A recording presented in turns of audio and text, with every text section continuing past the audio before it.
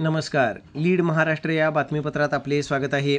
बेडगच्या सौ मनीषा महेश खाडे उपविभागीय पोलीस अधिकारीपदी निवड व श्री महेश दत्तात्रेय खाडे यांची उपविभागीय अभियंतापदी पदोन्नती झाल्याबद्दल हार्दिक अभिनंदन व सत्कार समारंभ कुलस्वामिनी मंगल कार्यालय येथे संपन्न झाला.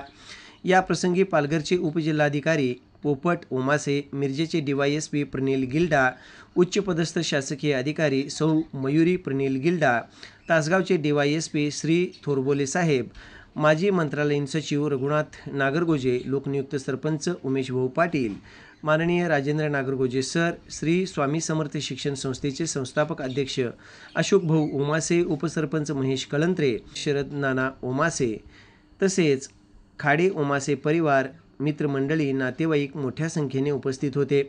यावेळी बोलताना उपजिल्हाधिकारी पालघर पोपट ओमासे म्हणाले, एक अधिकारी घडवण्यापाठीमागे त्यांच्या संपूर्ण कुटुंबाचे कष्ट असतात. कुटुंबात मुलगा किंवा मुलगी असा भेदभाव न करता आपण मुलांना शिकवलं पाहिजे. त्यांच्या पाठीशी खंबीरपणे उभे राहिले पाहिजे. एक मुलगी शिकली तर ती काय करू शकते हे सौ मनीषा महेश खाडे यांनी दाखवून दिले आहे, असे ते म्हणाले. नुकतीच DYSP पदी निवड झालेल्या सौ मनीषा महेश खाडे म्हणाल्या, मला माझ्या संपूर्ण कुटुंबाचा अर्थात माहेर आणि सासर या दोन्ही कुटुंबांचा मला शिक्षणासाठी पाठिंबा होता. कुटुंबाच्या जबाबदाऱ्या पेलत मी ह्या पदापर्यंत पोहोचले आहे. हे माझ्यासाठी फार अभिमानाची गोष्ट आहे. याप्रसंगी उपविभागीय अभियंतापदी पदोन्नती झालेले श्री महेश दत्तात्रेय खाडे यांनी आभार व्यक्त करताना सांगितले, आपल्या कुटुंबातील मुलं कशी शिकतील, कशी प्रगती करतील याविषयी सतत मुलांना योग्य पद्धतीने मार्गदर्शन करणे आवश्यक आहे. तरच ते भविष्यात प्रगती करू शकतील व उज्ज्वल यश संपादन करू शकतील, असे ते बोलताना म्हणाले. या मंचाच्याद्वारे सांगू इच्छिते की माझ्या या यशामध्ये माझ्या आईवडिलांचा खूप मोठा वाटा आहे.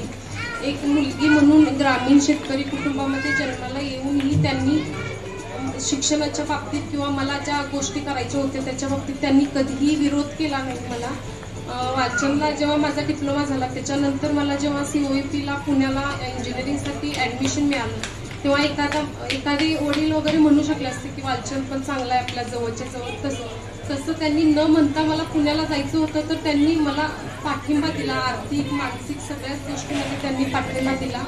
त्यामुळे मी आज इथे उभी आहे. तर मी माझ्या आईवडिलांची खूप ऋणी आहे आणि माझं इथे उपस्थित सर्व महिला मित्र परिवार तसेच वडील संबंधित सर्व माणसांना हे सांगणं आहे की तुम्ही मुलगा मुलगी हा भेद न करता मुलीलाही तिचे स्वप्न पूर्ण करण्यासाठी पाठिंबा द्या. नक्कीच ती तिचे स्वप्न पूर्ण करून तुमच्या कुटुंबाचं, तुमच्या गावाचं, समाजाचं नाव मोठं करेल.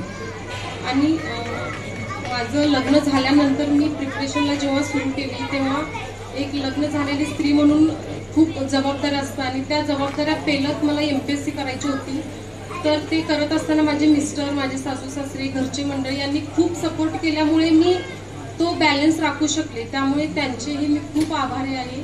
आणि आवर्जून सांगायचं की माझा भाऊ पोपट ओमासे याने मला खूप मोटिवेट केलेलं आहे. म्हणजे मी पहिल्याच प्रयत्नात बसले आणि पास झाले असं नाही. मी 1-2दा नापासी झाले तेव्हा मी अक्षरशः फोन करून रडलेलं मला आठवते.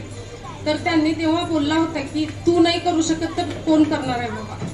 म्हणजे त्याचा माझ्यावरचा विश्वास ह्यामुळे मी डिप्रेस झाले नाही. त्यामुळे त्यातूनही बाहेर पडून मी जिद्दीनं अभ्यास केला आणि इथंपर्यंत पोहोचू शकले.